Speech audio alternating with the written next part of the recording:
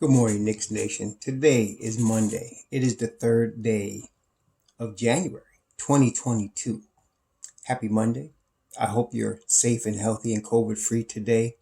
I hope the needs of you and your family in terms of food, shelter, clothing, as well as health are being met today. Blessings upon those that work in the healthcare field and the first responders trying to save life from all of the various things going on in the world today between snowstorms and hailstorms and floods, accidents and crimes. Blessings upon them, for theirs is the kingdom as well. Blessings also upon those that pick up garbage for us, keep our streets and sidewalks clean and disease free. Blessings also upon those that make deliveries for our convenience. Double blessings on those trying to help deliver and rescue boys and girls, toddlers and children, teenagers, as well as adults from prostitution and child prostitution, from pornography and child pornography, from molestation of children and pedophilia, from sex slavery and human trafficking, which this Griswold woman was just convicted on, thank goodness, and others like her. Curses upon the perpetrators and blessings upon the victims. Finally, blessings on the homeless. 600,000 men, women, and children in the United States and millions around the world without a roof over their head. Blessings upon them, for theirs also is the kingdom. There was a basketball game yesterday.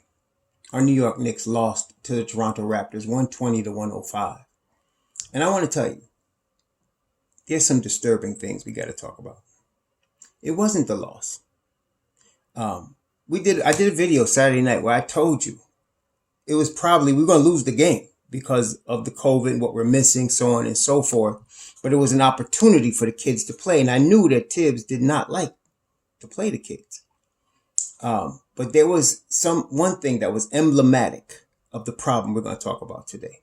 Two things, really. First thing was Deuce McBride starts the game.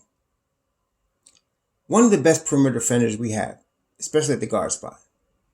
And he commits a turnover and he tries to get through a double pick to get on Fred VanVleet, and he couldn't get there, and VanVleet nailed the three.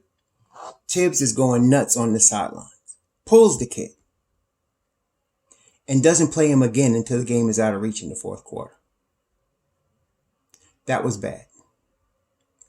That was very bad. I already knew, and I've said it many times, Tibbs does not like playing rookies, and he especially does not like playing rookie point guards. Especially doesn't like to start them. But that was ridiculous. We were missing a lot of key players. And again, it was a chance to develop the young players, right? Fred VanVleet ended up sinking 7 3-pointers, so it wasn't like Deuce McBride was at fault for not stopping him. I would have liked to have seen Deuce McBride on him for at least 30 minutes. He played 31 minutes yesterday. I would like to have seen Deuce McBride play for 31 minutes and see what he could do. But he didn't get that opportunity. After he got out of the game, several players quickly had 4 turnovers. A lot of them bad turnovers. Barrett had 4 turnovers. There was no reaction from Tom Thibodeau. Quickly shot. Now, McBride is pushed into the game. He goes 1 for 6 and 0 for 4. He's still trying to find his rhythm. Quickly, he was 3 for 8 and 1 for 4. No reaction. Well, there shouldn't have been for either player. That's a bad sign. That's a very bad sign. Which leads me to the second point. Everybody, including Thibodeau and MSG, was saying, "Oh, see, this is how important Julius Randle is. See, you don't want the starting quarterback. You want the backup until the backup starts." Listen, Thibodeau was right in the sense that the game was lost on the boards. We got out rebounded by 14. That's in the NBA. You're not going to win that game. Okay, unless you're hitting 100% of your threes, you're not going to win that game. And so they out rebounded us. They got 44. We had 30. The 3-point thing looked worse than it was. They hit 13 threes. We hit 12 threes. So it wasn't like that was alone killing us. It would have been good if we could have had Deuce out there the whole 31 minutes to guard. I would have liked to see what would have happened if he would have guarded Van Fleet the whole game. But it wasn't like we were missing Julius. To me, we could have used him on the boards. But the most important players we were missing out, to me, honestly, seriously, Mitchell Robinson and Derrick Rose. If we had those two guys, we could have played with them. We had no answer for them in the paint. They play small all the time. That's their game. But they have a lot of length. So you had Siakam, you had Achua, Boucher, Barnes. Those guys were getting in the paint. Like, for example, Siakam was 7 of 15. He was forcing his way into the paint because he knew there was no rim protector there. He was 0 for 1 from 3. Anunoby, 4 of 11 from the field. Not great, but 1 of 5 from 3. Gary Trent Jr., who's usually a killer, 2 of 7 and 1 of 3 from 3. They weren't killing us. Boucher, though, 4 of 7. Champagne, whatever his name, 2 of 2 from 3. They were getting us inside. And we were missing our rim protector. The third most important player to me that we were missing, Jericho Sims. If you had Mitch and Jericho Sims, even without D Rose, it would have made a major difference yesterday. That was sign number 2. Giving Julius Randle all of these props as if he's like, it's not like Portland missing Dame Dollar. It's not like Milwaukee missing Antetokounmpo. It's not like Phoenix, missing one of their guards. It's not like that. This is not that serious. Okay? It's really not. But Mitch Robinson, Jericho Sims, Nerlens Noel, the rim protection, that's important. That's how Tom Thibodeau plays. So we're missing those guys. So again, I wasn't expecting to win the game, but I was expecting to play the kids longer minutes. I am very happy that Obi played 45 minutes yesterday. That was the best thing about yesterday. Obi Toppin played 45 minutes, 7 of 12. He scores 19. 2 of them came in garbage time, but most of them was, in the heat of the game. 6 boards, 6 assists, a steal, 2 blocks. To me, that replaced Randall. We just needed some rim protection. He's not a natural 5. Okay, he's just not. And I understand yesterday, one of the things I learned, and I try to learn something about the coach, about the team every game. I try to take that approach. So instead of just being, crap, and I understand some people just get emotional and they use the Knicks to crap on because they feel better that way. Fine. I'm more analytical. So what I learned yesterday. Tibbs has been reluctant to go small ball all year. No matter how good or bad the small ball was. Even before the season, he was asked about using small ball, and he said, the sample size wasn't that good from last year. It wasn't that. He just doesn't want to go small ball. He just doesn't want to go small ball. It's not his style. He wants a rim protector. In the game. That's why Mitch didn't go nowhere, yo. He wants a rim protector. That his defense, the way he does his schemes is built around having a rim protector. Okay? And so he wasn't comfortable with this yesterday, having to go with Taj and Obi. And Obi's not really a 5. He can run the floor if you got this, certain lineup, but he's not really a 5. He's a natural 4. And what we're finding out is maybe he could even play a little 3. Taj too. But Taj can play the 5, but he's a small ball 5. Okay? So we were missing the rim protection yesterday. Which brings me to the problem, the major problem that's going to come to the Knicks. Now, first, before I do that, let me downgrade and admit, no, we're not going to win 50 games this year. We're not. Okay? I'm going to be real. I wanted us to win 50. I saw us being top 3 in the East, but I thought certain things were going to happen that didn't happen. The biggest problem, 2 problems. Number 1, the signing of Kemba and Fournier was a mistake. Period. Faux pas. We shouldn't have did it. That's on Leon. Number 2, I wasn't expecting COVID to come and rack us up. It racked all the teams up, but it's really hurt us.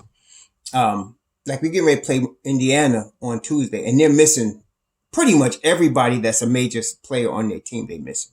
Okay, so it's hitting everybody, but really it's smacking us around at the wrong time. The problem, though, I'm thinking 35, 37 wins. I still think there's 40. We played 37 games out of 82. There's 45 games left. I'm thinking the Knicks could win anything from 18 to 20 of those games. Okay, because I still think they're going to get better as the season goes on. But the problem is this. First, let me tell you this.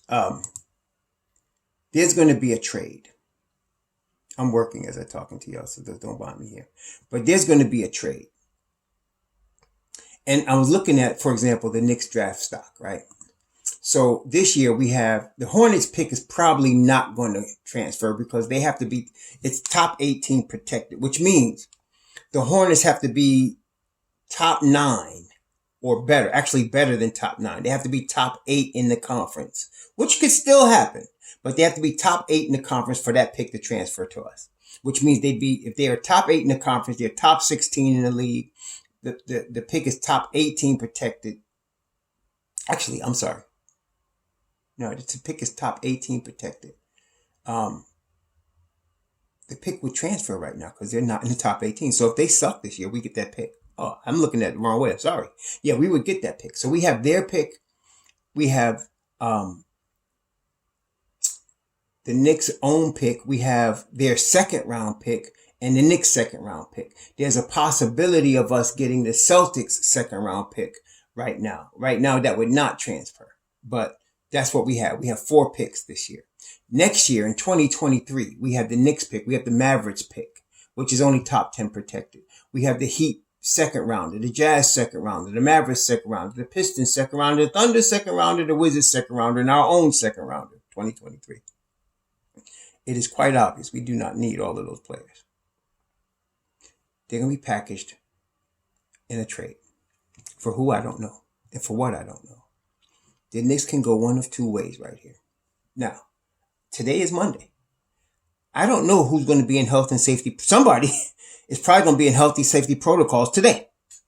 I'm hoping we get back Jericho and Nerlens at some point, especially Jericho.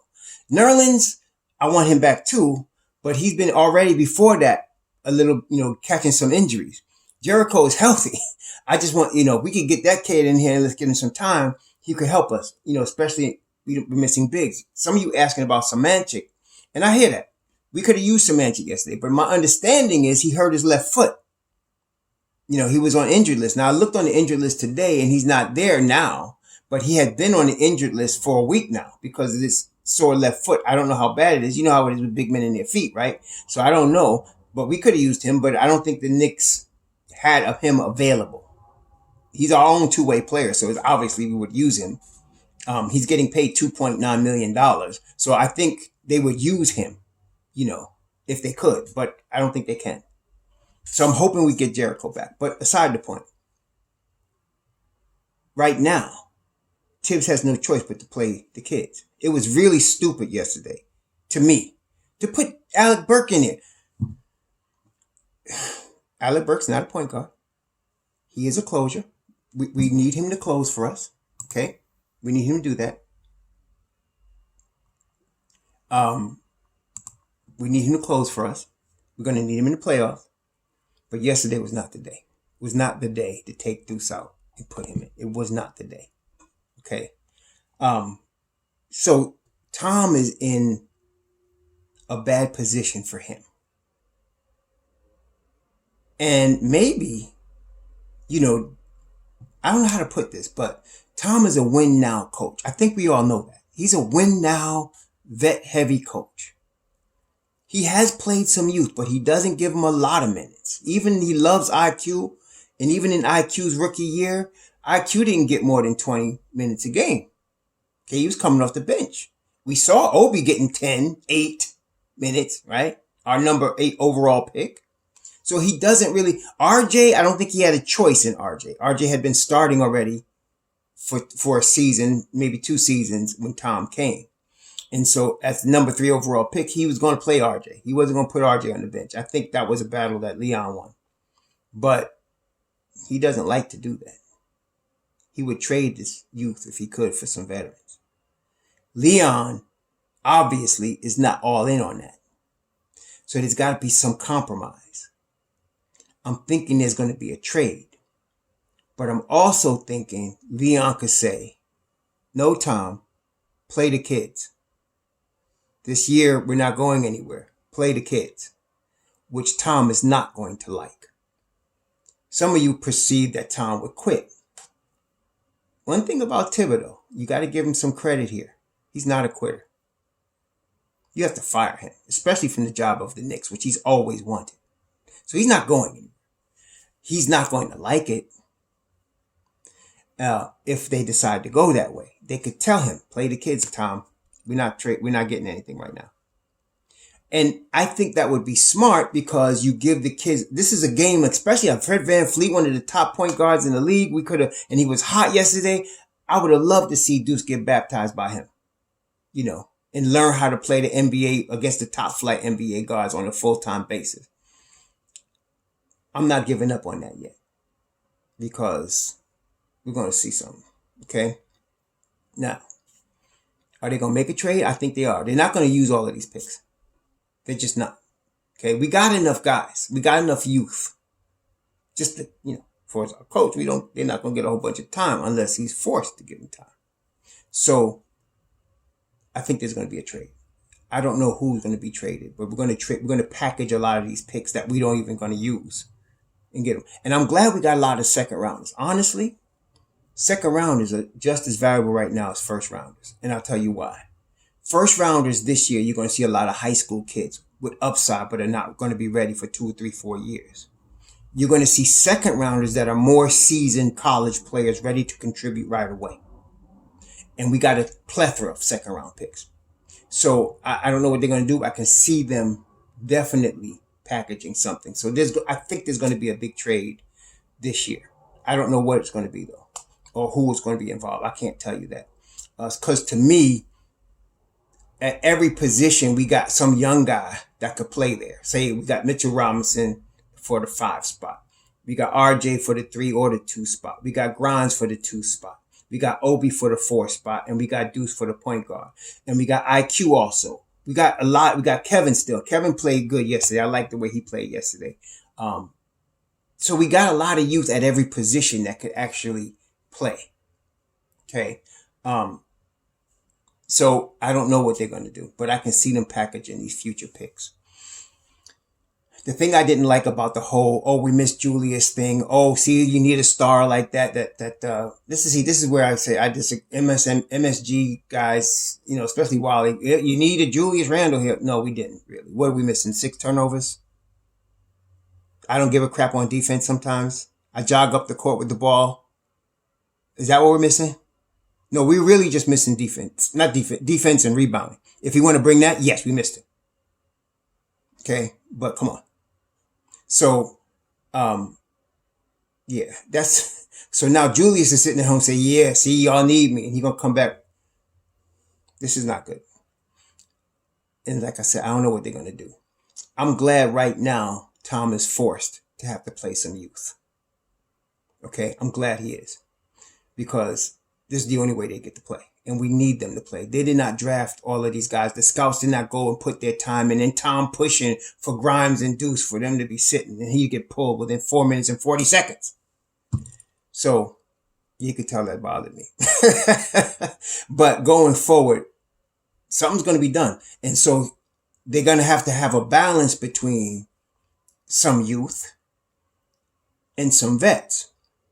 Who are they going to trade for? Obviously it's going to be a vet. It's not going to be some young dude. It's going to be a vet or a couple of vets. Who? I don't know. We're going to find out. I know that Dallas is playing pretty good right now. And Frank Ntilikina is in the rotation. And Josh Green's a rookie and he's in the rotation. And Reggie Bullock is in the rotation. And Tim Hardaway is playing his natural spot as the number 2 option. And they're all former Knicks, most of them. And also, I don't want to hear? I don't hear somebody say, we should have signed Fred VanVleet. Some people, first of all, when Fred VanVleet was a free agent, the Knicks looked to offer him money. Toronto matched that money. And he wanted to stay in Toronto. I'm glad we did not pay $30 million a year for Fred VanVleet. Okay? This revisionist stuff that people get off on is frustrating to listen to. Or we should have signed DeMar DeRozan. DeMar DeRozan has never in his career shot three-pointers like he's shooting them right now. Never. 32 years old. Who would have thought he was going to shoot threes like that? That's the difference in his game, you know. He went down to San Antonio and learned how to shoot a three.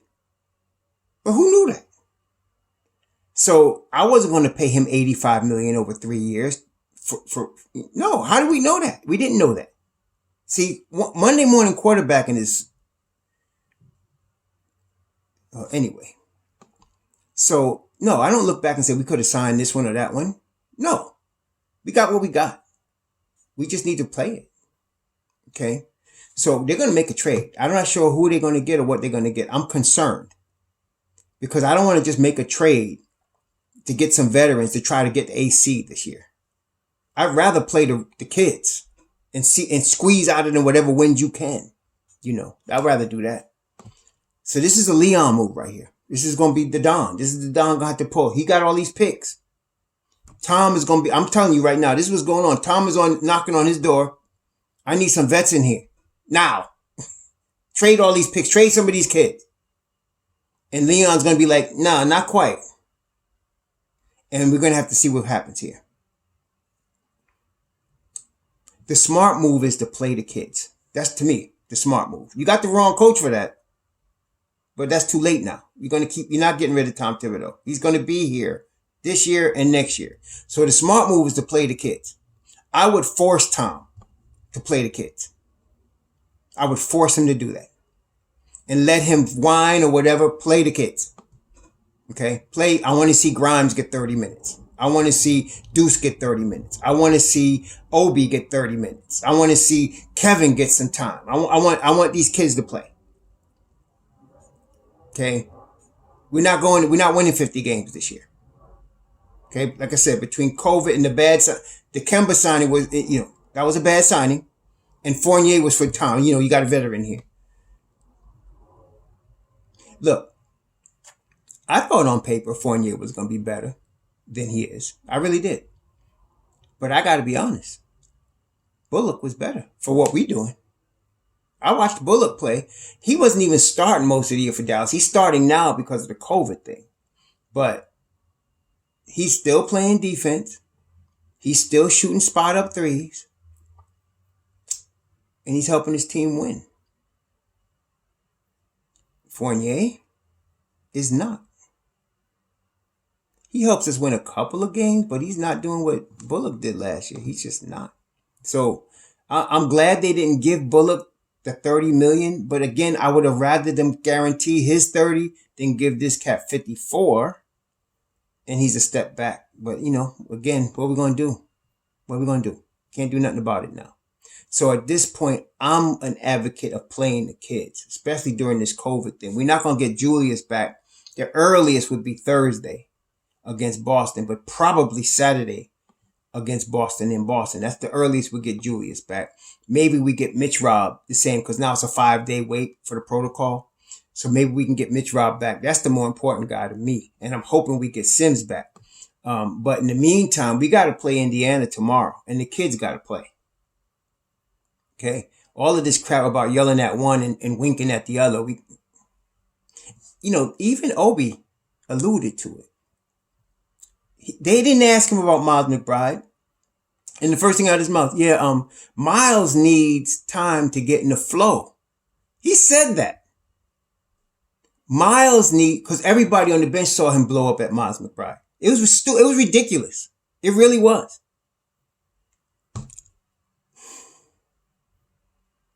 Obi said Miles needs time to get in the flow. He wasn't running with the first unit. He needs a little bit more time. And then coach is like, well, we're not listening to social media about Randall. We ignore that. Okay, cool. You going to ignore them 6 turnovers a game still? Or when he just waves on defense and lets somebody flow by him? Like RJ did one play yesterday. Play the kids. We're not getting 50 wins. No, we're not going to be top 4 in the East. We're not even going to be top 6. I'm not even caring about that anymore. I want to see these kids get time. I want to see Tom push them. I don't mind him yelling at Deuce, but put him back in the game. I don't mind him breaking like that. Put him back in the game. Let the kid run. Let Grimes run. Let all of them run. Let's see what Leon does. It's going to be important because I'm telling you, you're going to see a trade. I'm not sure if he's going to ship out veterans and tell Tom play the kids, or is he going to ship out draft picks and kids and get back veterans? I don't know. But we're going to see what happens. I want to tell you this. They're not going to, some of y'all going to be trying, fire Thibodeau. No, stop. No. We need to keep one coach here for 2 or 3 seasons and see what comes. Stop tripping. Okay? I'm just concerned right now, though. Next move is going to be critical. Right now, he's got to play the kids against Indiana. He ain't going to have nobody back. Okay? But put Deuce out there. Give him that basketball. Stop trying to run Burks at the point guard because you're trying to beat a Toronto team you weren't going to beat. Anyway, that's my rant for today. Please have a happy and safe Monday. It's snowing here in D.C. I heard it's snowing all up and down the East Coast. So you guys be safe out there. I'm fortunate I'm working from home. But be safe out there, y'all. Sure.